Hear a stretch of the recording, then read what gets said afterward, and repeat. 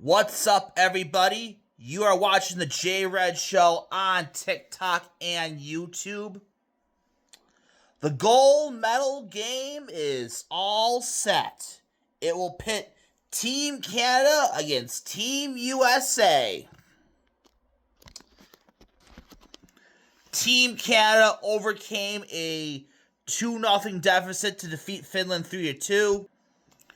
Nathan MacKinnon scored the game-winning goal with less than a minute left, which was under review for offsides. Oh my god. That's just the worst rule in hockey, one of the worst rules in sports. And I'm just waiting for that to take away either a gold medal winning or a Stanley Cup winning goal. And just think of the outrage if that would have happened. Meanwhile, Team USA easily defeated Slovakia 6-2. Tage Thompson got a goal from Jack Eichel, and then gave Sabres fans a heart attack when he went off with an injury. He was slashed and cross-checked early in the game, and left it during the third period. Fortunately, Team USA was up 5-0, so unfortunately for Team USA fans, he will be back for the gold medal game, and hopefully for Sabres fans, he'll be back by Wednesday. So those are two things Sabres fans will be rooting for: a U.S. gold medal and Tage Thompson not getting injured. Unless you're a Canadian fan, and there's a lot of Canadians who root for the Sabres. Gonna expect another very exciting game between the U.S. and Canada. Could go either way. I think Team USA on paper has is a better roster. They have more depth. Get a lot of contributions from Eichel, Thompson, Larkin.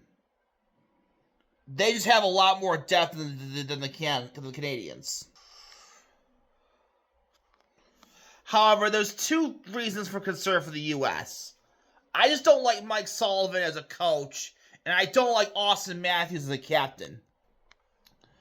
The U.S. is 4 for 14 on the power play, 28.57%. That needs to improve. I've talked to some people about 3-on-3 overtimes, hockey in the Olympics. Should the professionals be there, or should the amateurs be there? The 3-on-3 overtime, I don't mind it. I mean, it's not the best solution, but there's no perfect solution when it comes to Olympic hockey.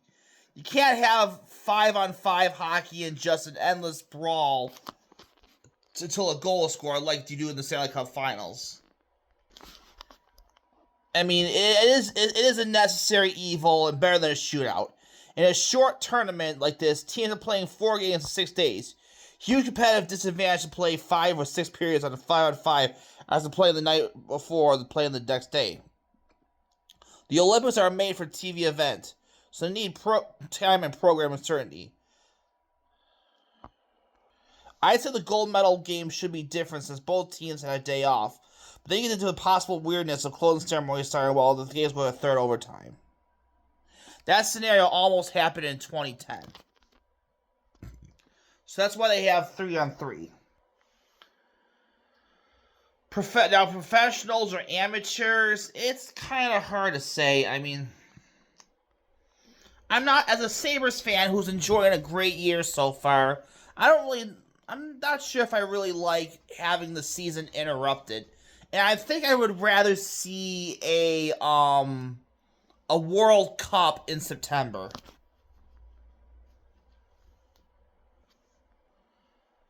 But as I said, there is no perfect solution.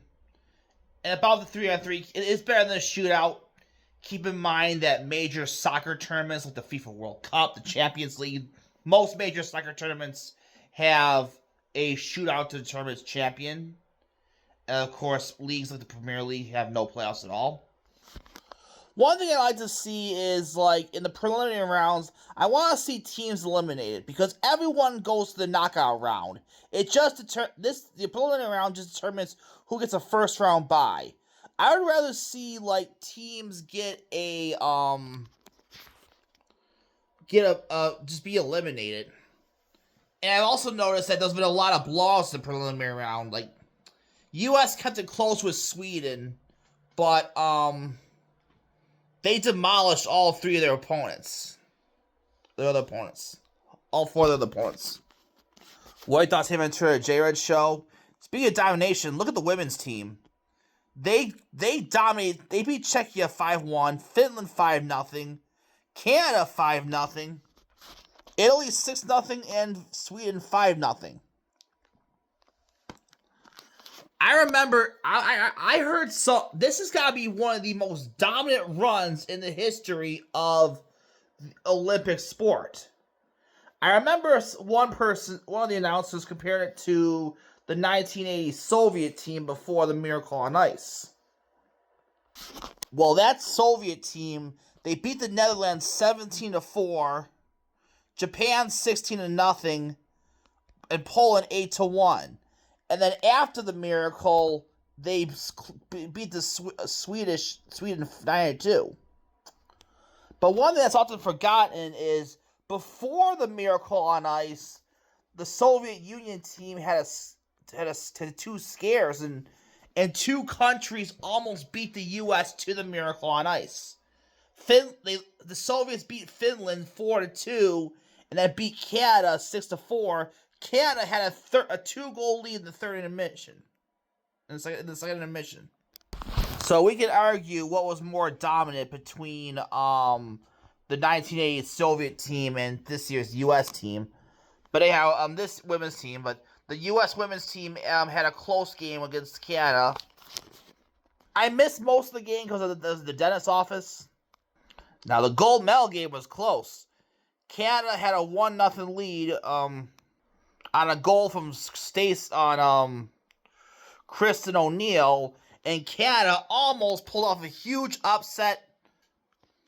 What could have been the women's version of the Miracle on Ice, but with less than a minute left. I'm sorry, it wasn't less than a minute. It was a little over 2 minutes, but Hillary Knight scored the game-tying goal, and that she became the all-time leading scorer in Olympic hockey history, both men and women.